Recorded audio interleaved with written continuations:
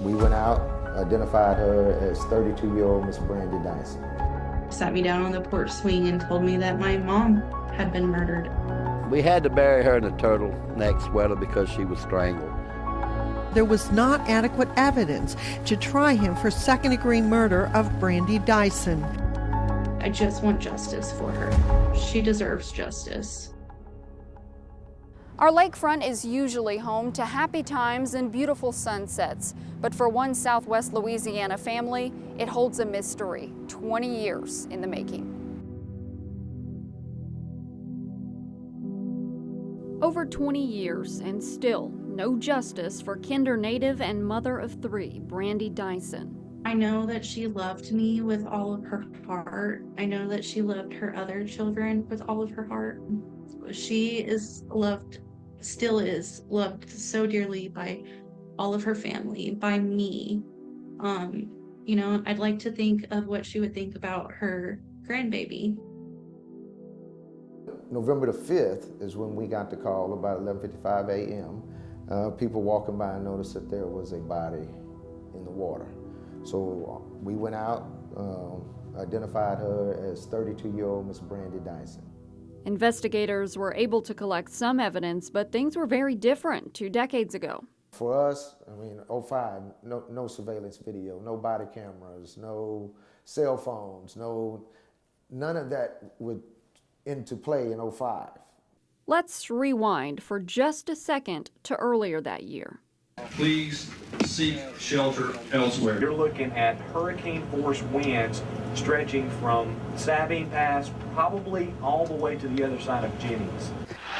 Here we are, ground zero for Hurricane Rita. Where the eye of the storm came ashore, it was 20 miles wide. It was a Category 3, and look at the devastation.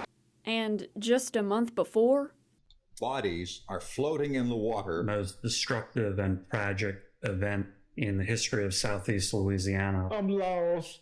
That's all I had. It's something I never could conceive of ever seeing in a major city like New Orleans. according to police, Dyson was displaced after Hurricane Rita and moved around frequently in the months following. So that puts Miss Dyson at the Civic Center about October, because Lake Charles Civic Center had been designated as an area where people could come get shelter and relief because of the two storms. Now, Dyson stayed there for a while, but police say she was asked to leave after she failed to abide by Red Cross rules. And on October 27th, according to the Calcasieu Parish District Attorney's Office, Dyson was arrested on a charge of disturbing the peace by public intoxication. She was released shortly after. On November 7th, Sergeant Mark Krause told 7 News they believe Dyson had been staying in a makeshift shelter on a pier just about 15 to 20 or so feet from where her body was found. Though some questions were answered, there was still a killer walking free. 3 months later, a glimmer of hope. We did develop a person of interest who was ultimately arrested in Washington State. But a year later, in July of 2007, Jeremiah Salazar is a free man now that a Calcasieu grand jury has decided there was not adequate evidence to try him for second-degree murder of Brandy Dyson. Dyson's body was found floating in Lake Charles in November 2005. Her father is Adley Dyson. We had to bury her in a turtleneck sweater because she was strangled, and she was thrown in the lake. The DNA recovered from her body was not a match to this defendant. He points out if they go to trial with inadequate evidence and a suspect is found not guilty, they don't get a second chance. Meanwhile, Dyson's family asks for anyone with information to come forward. You know, you could put a family to peace. You could let someone that died, be buried in peace. the case remains cold. We've got cases dating back to 1966. And so we don't currently have a cold case unit like we used to in the past. So what usually happens is when we get new information or someone makes an inquiry, we will go back and look at the cold cases. And the difficulty of the cases is different from case to case. But recently, the case has been revived.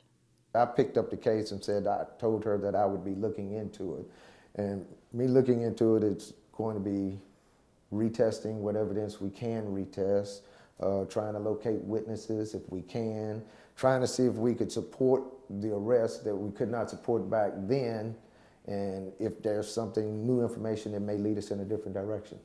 Deputy Chief of Investigations Kevin Kirkham has been working in law enforcement for 38 years. He was part of the department in 2005, but worked in a different division.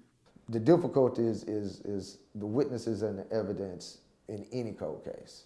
But of course, as the years progress, so does technology, which has played a big part in solving other old cases. It's leaps and bounds to where it was before, especially in the case in 2005,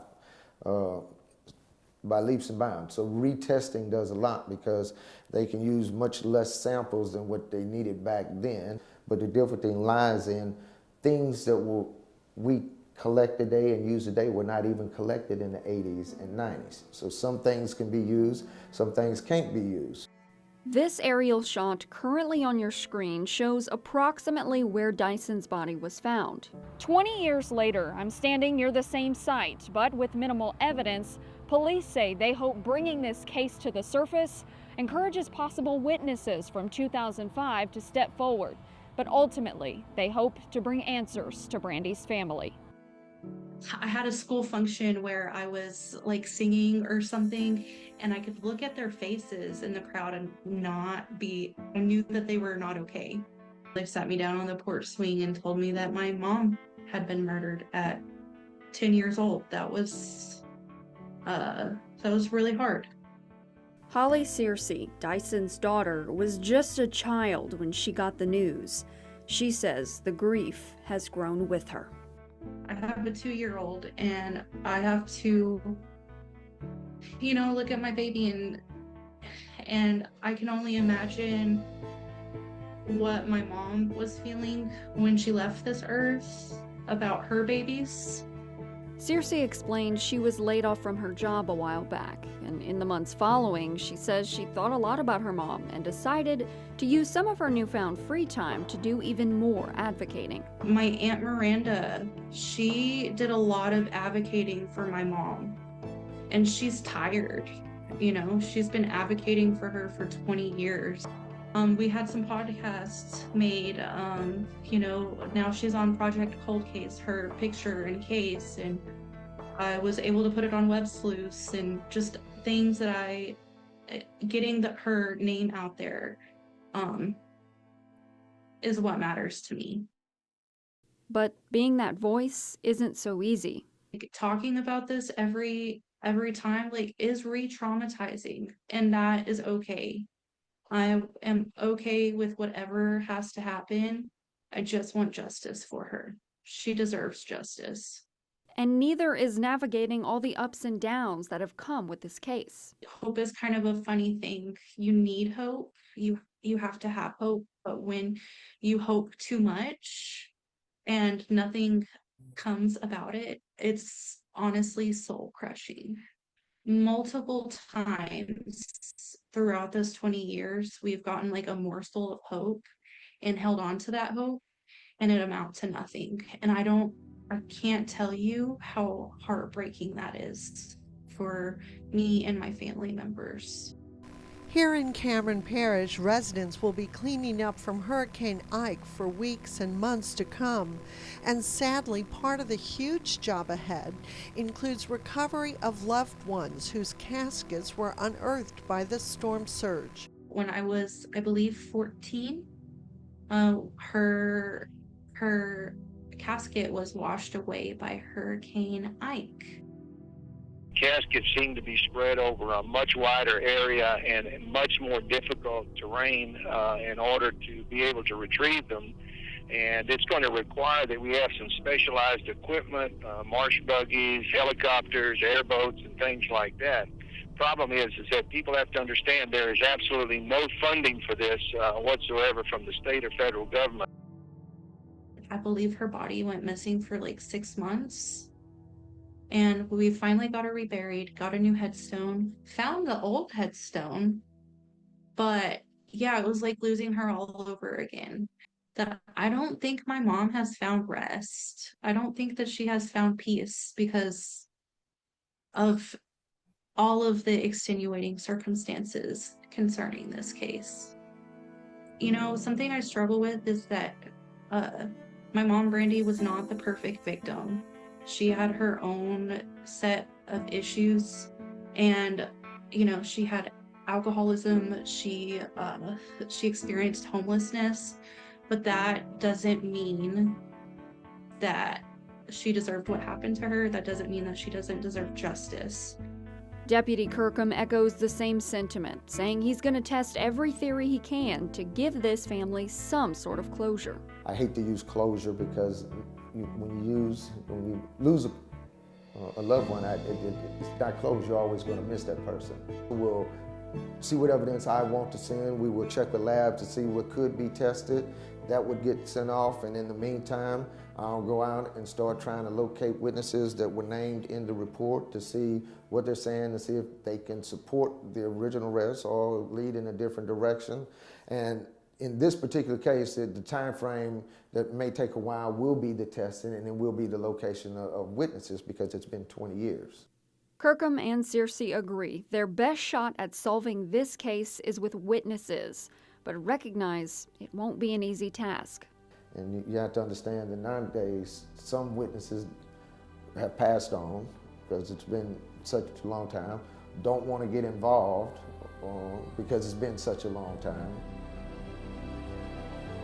But I still have faith today. I have faith that it will be solved. I have faith that justice will prevail. Faith that has never wavered, even when faced with adversity. Something that you might not know about me as well is that my dad was murdered when I was 19. He was also an addict. We did get justice for that case, although justice is like bittersweet. Finding justice for my mom would also be bittersweet. I have unfortunately done this before, sat through a murder trial, sat through all of the things, and it would mean a lot to us, but it wouldn't bring her back. Nevertheless, each day Searcy says she thinks about her mom and what she can do to get justice. Is there anything, I'm sure there's a list of things, but is there anything specific that comes to mind if you were, you know, able to tell her just one more thing? I would tell her that I love her and that I am so happy that she is my mom. I wouldn't change a thing, and I am so sorry that she left this earth in the way that she did, but I know that she's in heaven smiling down on me. Police urge anyone who may have been around the lakefront that night in 2005 to reach out. Even if it's something that you think is irrelevant, it might be just the clue they need to close this case.